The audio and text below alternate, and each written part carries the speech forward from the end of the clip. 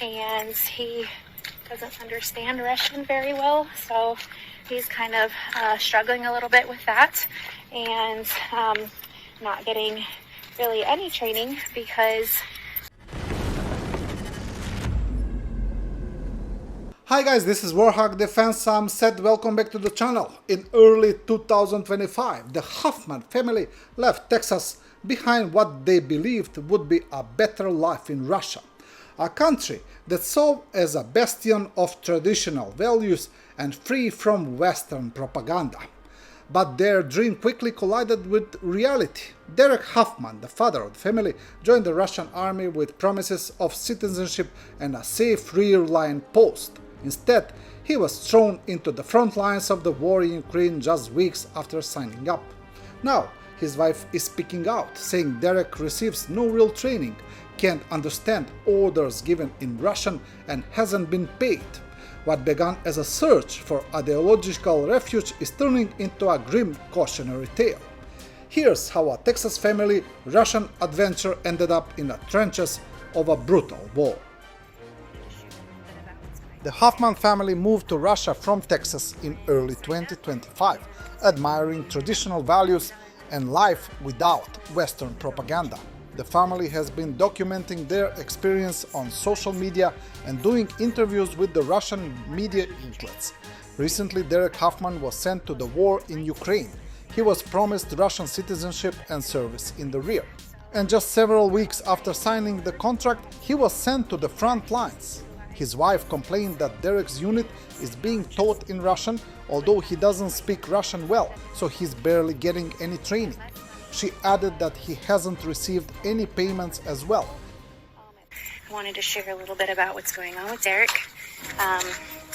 When he signed up and had all of that done, he was told he would not be training for 2 weeks and going straight to the front lines, but it seems as though he's getting 1 more week of training and closer to the front lines, and then they are going to put him on the front lines. So we are all praying really hard that he could actually be utilized for his skills and not just be put as a fighter. He signed up in Nizhny to get less money because he was told they would have more control.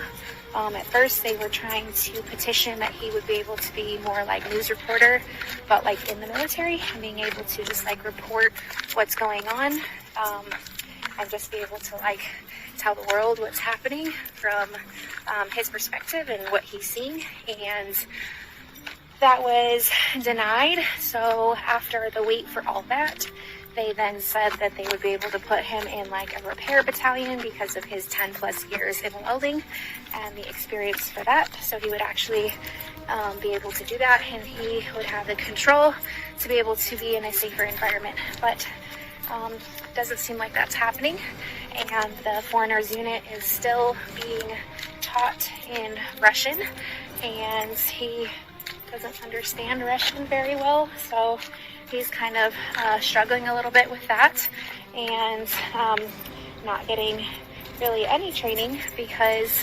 unfortunately when you're taught in a different language and you don't understand the language, how are you really getting taught? You're not. So unfortunately he feels like he's being thrown to the wolves right now. We are petitioning some public figures to hopefully help in politics and be able to make it to where he can be put where he could be used more efficiently. He also messaged me that basically $100, 100 with 2 zeros. Sorry, I'll put the comment up. And so he's needing money, and I can't send him money right now because we have not received any payment yet. He has been gone for a month and he hasn't received anything, not a bonus, not nothing. He's received nothing. Apparently he's paying for supplies or helping to pay for supplies. I was unsure because I was never told one way or the other about supplies. I was told, however, some of them don't like the food that they're given and they're able to purchase things or be able to buy other things or buy cigarettes or whatever. These days, Russian propagandists say that Melania Trump plays a major role in US politics and determines which way the head of the United States of America will turn. To exclude the fact that the role of women in diplomacy has always been significant, and in this case attention should be paid to the role Slovenia plays as a European Union country on the policy of the United States. After all, if we continue with this well-known saying, Melania is the neck that determines which direction the head of the United States of America will look. Meanwhile, Medvedev, Trump issued a theatrical ultimatum to the Kremlin. The world shuddered, expecting the consequences. Belligerent Europe was disappointed. Russia didn't care. Russian member of parliament Mironov said that in the first week of July, the inflation in Russia accelerated to ton, which is one of the sharpest surges in recent years. He complains that prices in Russia keep growing. What do we actually have today for the first week of July? Electricity went up by 13%. Gas increased by 13.5%. Heating by 13.8%. And hot water by 14.9%. The inflation jump for the first week of July was 0.79. This has never happened during this time period, and in recent years, it's one of the sharpest jumps. The Uzbek-Russian Hamkorlik 2025 military exercise has started in Uzbekistan. The Uzbek Defense Ministry stated that the exercises are being conducted at the Termes training ground of the Southwestern Military District. The exercises are dedicated to a scenario, special actions of troops to destroy illegal armed groups. In particular, it was noted that these exercises are important for improving the ability to conduct combat operations in the desert. The primary objectives of these exercises are to foster interstate military cooperation, enhance management skills in the preparation and execution of special operations, exchange experiences in the planning and conduct of joint military operations, and coordinate the execution of modern tactical actions. The exercise involves special units with about 400 military personnel. The Russian side is participating with its military equipment. The 10-day exercise is being held in accordance with the military cooperation plans signed between the two countries. Recently, Uzbekistan's military cooperation with Russia has significantly intensified and become more structured. On January 22, 2020, the Ministers of Defense of Russia and Uzbekistan signed a plan of cooperation for 2025, which outlines 50 joint military activities in various areas, ranging from exercises to the exchange of experience. Meanwhile, a strategic cooperation program for 2026-2030 was concluded to deepen the partnership. Last year, Russia offered to establish drone production in Uzbekistan. At the same time, a 25-year-old Uzbek citizen was recently sentenced to 5 years in prison for participating in the war on the side of Russia against Ukraine. He was found guilty of mercenarism. And from the other news, the Israeli Defense Forces have struck Syrian government troops deployed in Suwaida to quell fighting between Druze and local Sunni Bedouins. Israeli Prime Minister Benjamin Netanyahu and Defense Minister Israel Katz confirmed the strikes against Syrian troops. The Israeli government ordered strikes on regime forces and weapons that have been deployed in the Suwaida area, which, according to Netanyahu, contradicts the adopted demilitarization policy, which prohibits the deployment of forces and weapons in southern Syria that threaten Israel. Israel is committed to preventing harm to the Druze in Syria because of its commitment to the deep fraternal bond with our Druze citizens in Israel and their family and historical ties to the Druze in Syria.